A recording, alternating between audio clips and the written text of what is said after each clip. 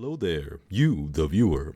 Now, I'm sure you've noticed my videos have been taking longer than usual to be released. It's because of the fact that, well, not only has Tribe 9 completely taken over my mind like some form of advanced psyop, but also, as you all know, I tend to play other games that aren't fucking gacha games for the most part. Pretty soon, this channel is going to evolve into something else entirely, so be prepared for that. But also, as I was scouring the internet for topics, I came across something that I saw flare up like some form of terminal illness, and it kind of bothered me. It was the fact that I once again began seeing a variety of goobers, troglodytes, trolls, and overall quote-unquote Hoyoverse meat riders, as the youngsters nowadays call them, hating on and comparing Wuthering Waves and Punishing Grey Raven. Now, I know what you're thinking, but Ragashu, hasn't this been happening for so long already? Yes, you're right. Even before Wuthering Waves even released, Punishing Grey Raven elitists were already team-killing other Kuro fans and shitting on the game.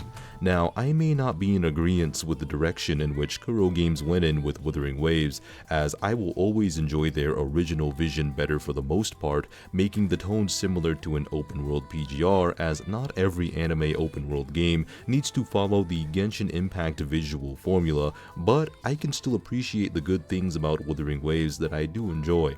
No use in me constantly repeating myself and talking about a topic when I've already made several deep dives on it, right? But this is besides the point. What matters is there are Wuthering Waves fanboys and girls quote retweeting and overall just randomly making hate comments about PGR and vice versa.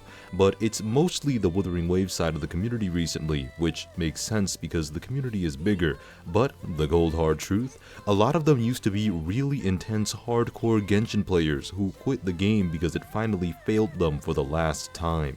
And I'm not talking about Genshin players who just casually played the game. I'm talking about how some of these ex-Genshin players who are now in Wuthering Waves were players who were willing to commit terrorist acts for their game and believed their game could do no wrong and that Genshin Impact was their second coming of Christ. This is not okay. A lot of Wuthering Waves defenders believe any criticism, no matter what type it is, comes towards their game is an attack on Wuthering Waves. No, an attack on themselves, and we know where we've seen a lot of that from. But the Punishing Grey Raven community isn't exempt from this either. It isn't everyone, but some of them harbor this unfair, unfettered, unchained rage towards Wuthering Waves just because it either isn't so hardcore you're going to sweat your anal glands out from between your ass cheeks, or that it reminds them too much of Genshin Impact. You know, the game that makes everyone apparently go into a frenzy as if the game killed their family, or beat the shit out of them in an alleyway, or much like Junko from Danganronpa, created the most horrible despair-inducing event in human history. Spoiler alert, they didn't. Now, I'm obviously not going to show the specific tweets of the specific people, as I don't plan on stirring the fire more by sending a hate brigade of Shugang members to begin violently beating their ass in the QRTs, as I'm not that kind of person. What I am, however, is the kind of person to say that this shit needs to stop. Now, obviously, if these people are caught lacking in the wild, like National Geographic, and proceed to get verbally brutalized by people, I forego any and all responsibility. I understand having an opinion on something, but purposely trying to spread misinformation about one game to your community, or trying your best to convince people one game needs to EOS over the other, is genuine fucking brain rot. And before anyone says it, no, this isn't like old video game tribalism where people still continue to be friends after saying the most vile things imaginable to one another and their favorite product. No, this is people legitimately believing one person is bad because they like this thing that they don't like, and it's quite common in the gacha community in general. For example, aside from games, if you even speak about a CC or another CC in the same breath as another, for example, you're apparently Hitler. If you speak about one game in the same breath of another, you're either A, people believe you're stirring up drama regardless of what your point is, or B, you actually are purposely trying to make one person seem terrible just because they like something you don't.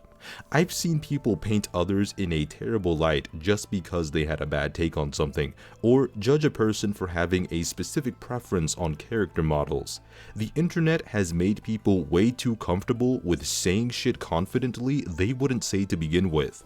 Look, the fact of the matter is, a lot of pockets of the gacha community are cesspools of toxic tribalism and stupid takes that make no sense, on top of people who swear they're not virtue signaling on things, they're just that much better than you. The thing that kills me the most about this is both Wuthering Waves and Punishing Gray Raven are both made by Kuro Games, and while both do have differences, they have a lot of similarity.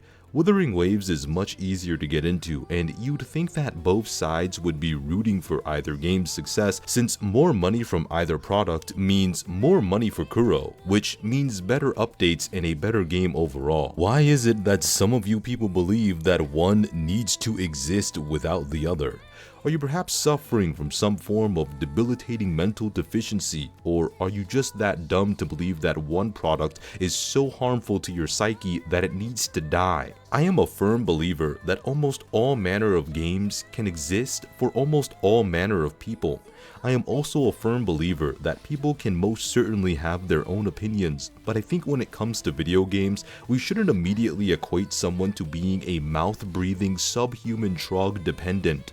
Every situation has different context, but overall, seeing Wuthering Waves fans and Punishing Gray Raven fans go at it in such a violent and yet somehow inspiring fashion still doesn't feel right.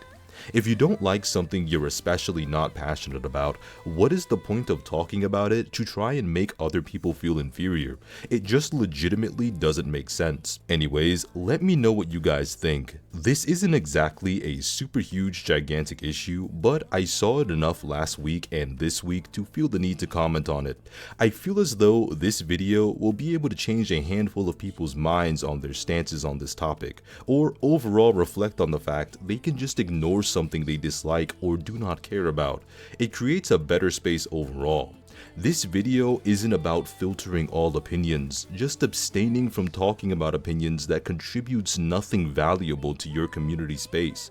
Keep those opinions between friends if you don't want to argue with people or deal with people disagreeing with you, and then muting your replies after responding to an absolute grand total of no one. Anyways, thank you guys for watching. I really appreciate it, and there's one more thing I have to tell you, so strap in, because this is important in regards to the future of my channel. Pretty soon, I'm going to be starting a series on a completely new channel called Regashu DV, which may or may not be made by the time this video goes up, which is going to be my VOD channel. And I'm certainly excited that on that new channel, a new series is going to begin. This series is going to be revolving around the Elder Scrolls Online. As someone with over 3,000 hours on console ESO, I want to go ahead and take a stab at PC ESO for the first time at an official capacity. So be ready, because it'll be a long and hard, arduous road with many twists and turns and suffering at hand. But anyways, thank you for watching once again, and of course, obviously, I want you all to take care, and peace.